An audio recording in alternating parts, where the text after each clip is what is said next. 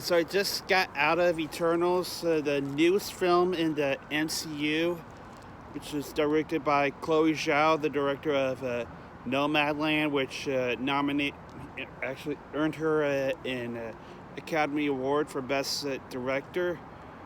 This was because of the pedigree behind this film. I was actually kind of excited for it. And I am a huge fan of the MCU. I love the MCU. I've loved just about every installment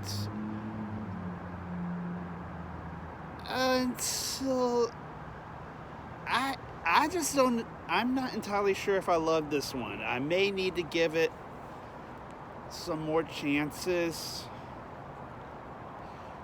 The Eternals, they are a race of beings that live forever. They've been on the planet for thousands of years, like 7,000 years.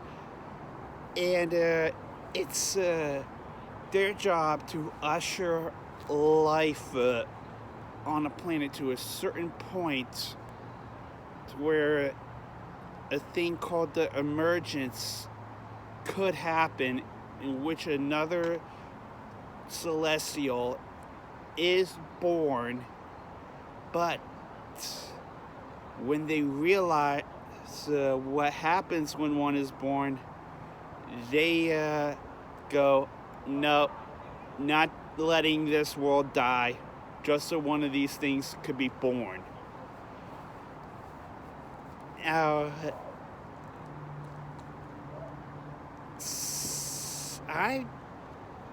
the way that this is executed just left me going, okay, it's not awful, but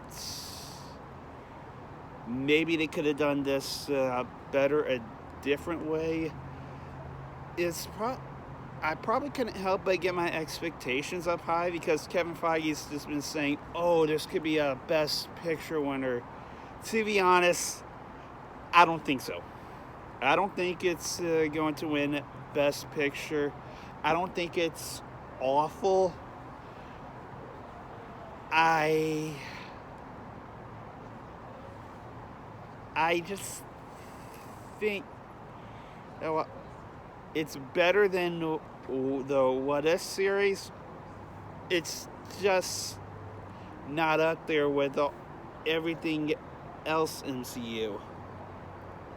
But it's not up there with the films like Endgame or Far From Home. Even one thing that I do think I like about this one is it feels like it's a different movie. It's got a different kind of a DNA. But I think that only helps to like a certain extent. You know, some of the stuff that they do is stuff that movies have been doing for a while, and I was like, okay, this is another thing that you could have just maybe done better. Particularly towards the end with one character. Now the Deviants they feel like they could be kind of wasted in this. I just couldn't to get myself to fall in love with these things. And also, Kumail Nanjiani's character just kind of disappears. It kind of feels like with everything that happens in the film, he just disappears. Because he's not in the final action sequence. And I'm just like,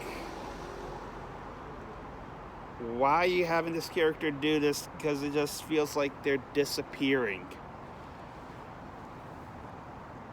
Now, the end credits, there are 2 end credits scenes, and I do think they are probably the best part of the film. So if you enjoy this movie, definitely stick around for the end credits scenes. Now, all in all, I'm just not exactly in love. I'm just not exactly in love with this movie. I don't hate it. I just can't help but give it a B minus. That's my thoughts on Marvel's Eternals. What are your thoughts? Take a moment and leave a comment.